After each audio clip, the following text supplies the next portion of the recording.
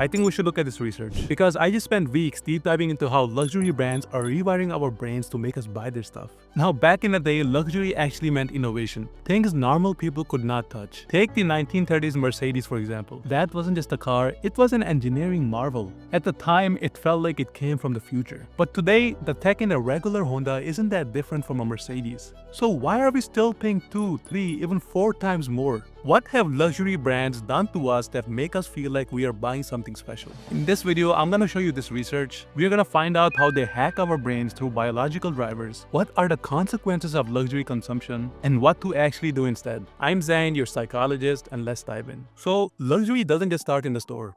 It starts in your brain. When you buy something special, your brain fires dopamine, the same chemical you get from winning, getting praised, or being noticed. For a few minutes, you don't just own something nicer, you feel like a better version of yourself. Now, luxury brands know this, so they obsess over lighting, music, scent, and packaging, all designed to make you feel special. Just notice how you feel when you go to an Apple store. It feels special even if it's the same iPhone you already have. And here's a trap. When that feeling fades, your brain remembers, oh, I felt confident when I bought that. So you chase that thing again and again. Not because you need the product, but because you're addicted to the emotion it gives you. So when you buy a luxury item like a car or clothes, you're buying how people basically look at you when they see you. Because humans are wired to hierarchy. From school to social media, we are always asking, where do I rank compared to everyone else? Now luxury plugs directly into that question. That is why people flex cars, watches, and shoes. Not because of how they function, but because of what they signal. A $20 watch and a $20,000 Rolex tells the same time, but they don't have the same story. A Rolex whispers that you are special, you're disciplined, and you are successful. And brands know this, so they weaponize that feeling. They limit access, raise prices on purpose, create VIP lists and member-only clubs. Not because they have to, but because the harder it is to get, the more your brain thinks, if I own this, I must be important. You're not just buying status, you're renting it, one purchase at a time. Now, let's look at what happens after you give in to the hidden consequences of luxury consumption. Now, I want to let you know that brands will never put this in their ads.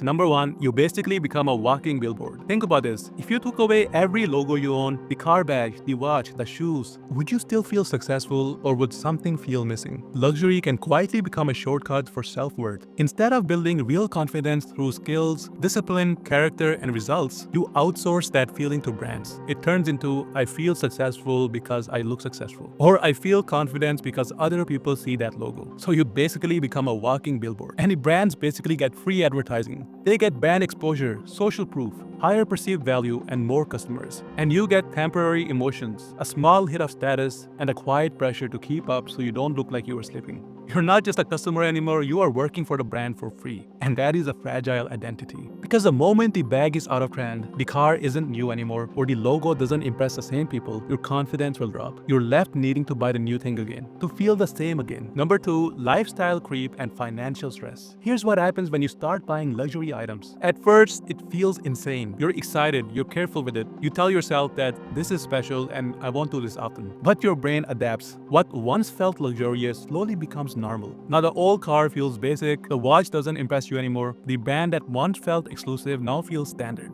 So you start chasing the next big hit. A nicer car, a better watch, a more exclusive brand, and a higher price tag to feel the same emotion. This is called hedonic adaptation, and that is what this research is all about. Your brain gets used to the pleasure and demands more just to feel the same. The problem with this is that your income doesn't adapt as fast as your expectations. So the gap between your lifestyle and your bank account gets filled with credit card debt, stress, and anxiety every time you check your balance. You look rich, but you feel broke. Now, what do you actually do instead? Number 1, buy luxury only when it represents your identity and doesn't replace it. Use luxury as a reflection of your identity. And when it matches the person you've already become, it symbolizes a real milestone or achievement. And you're gonna feel confidence without it. Luxury should be a reward, not a requirement. And the confidence stays even when the logo is gone. Number 2, spend on things that build skills, not just status. Imagine you spend $1,000 on a luxury item, or you spend that same $1,000 on skills, tools, and knowledge. One makes you look richer for a few months, and the other can actually make you rich for the rest of your life. Which one are you gonna choose right now? So flip the script and start spending on things that build you, not just dress you. Spend on a course so your skills can be earned on autopilot. Tools so your work becomes higher quality and faster. Health so you have the energy to actually use your opportunities. Experiences so your perspective widens, your ideas get bigger. Your business so your money works harder harder than you do, and your psychology. So you stop self-sabotaging what success shows up. Now, these don't just make you feel good for a weekend, they compound and they make you more valuable. They create real confidence, the kind you don't have to keep buying again and again. Number 3, separate desire from marketing. This is where you take your power back. Before you buy anything luxury, pause and ask, if I had never seen anyone wear this, would I still want it? If the answer is no, then that is not desire, that is their marketing. And walking away from that is thousands of dollars saved and years of financial stress avoided just by asking honest questions. Now, if you found value in this video, definitely check out these videos where we go deeper into psychology of money. I'm Zain, your psychologist, and I'll see you there.